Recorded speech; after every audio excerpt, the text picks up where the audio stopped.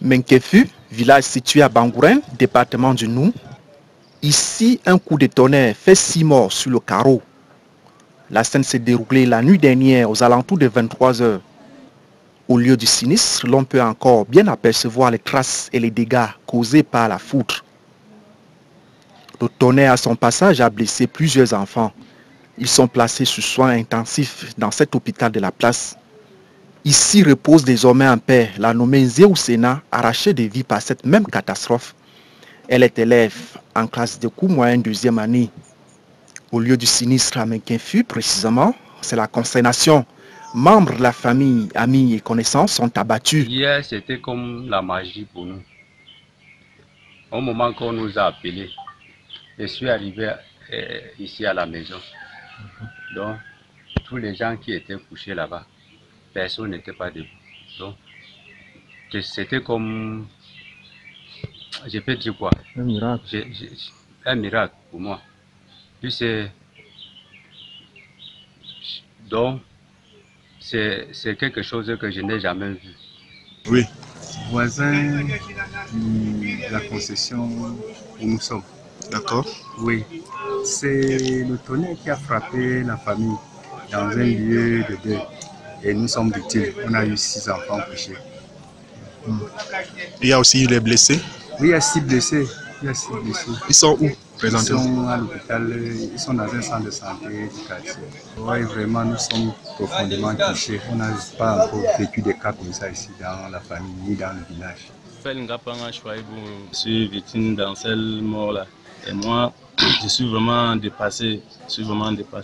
Les autorités de Bangouren, eux aussi, sont sous le choc. J'ai été réveillé hier pour le 23 h par un coup de fil anonyme, me disant que le tonnerre vient de foudroyer toute une famille dans un lieu de deuil tout à côté du centre urbain de Bangouren. Alors, chemin faisant, je ne pouvais pas m'y rendre parce qu'il pleuvait abondamment. Ce matin, donc, je me suis rendu sur le lieu. J'ai effectivement constaté que l'information reçue était la bonne information. Effectivement, au cours de ce passage du tonnerre, 6 personnes ont trouvé la mort et 5 ont été grièvement blessés et prises en charge dans un centre hospitalier tout à côté du lieu de sinistre. Bien, nous ne pouvons qu'implorer la bénédiction de Dieu par rapport à ce sinistre, parce qu'il s'agit effectivement d'un sinistre. Les causes ne sont pas jusqu'ici connues. Et au niveau de la commune, nous avons donc pris des dispositions pour que ces différents corps, avec le commandant de la place d'armes de Bangouren, le sous-préfet, que ces différents corps puissent être immédiatement inhumés. Cependant, en Jindaré, localité située dans la ville de Fumban, un mur de soutènement à béton s'effondre à cet endroit et fait 2 morts. Il s'agit d'une mère âgée de 25 ans et un jeune garçon âgé de 10 ans. Et à l'origine de ce drame, une forte pluie accompagnée d'un vent violent et le torrent d'eau ayant sorti de sa canalisation habituelle y a trouvé refuge dans cette maison, en arrachant ainsi des vies humaines. Le matin à 6 h, c'est ma femme qui s'est levée en premier lieu.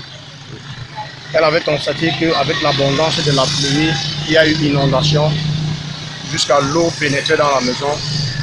Elle m'a demandé de sortir. Je suis donc sorti. J'ai constaté qu'il y avait l'abondance.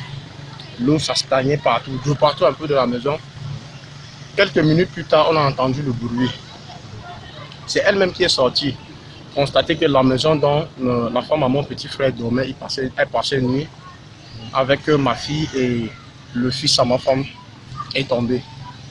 Et c'est dû à l'écoulement du mur de soutènement qui était derrière, mal travaillé, parce que je n'ai jamais vu un mur de soutènement qu'on le place tout droit sans l'incliner.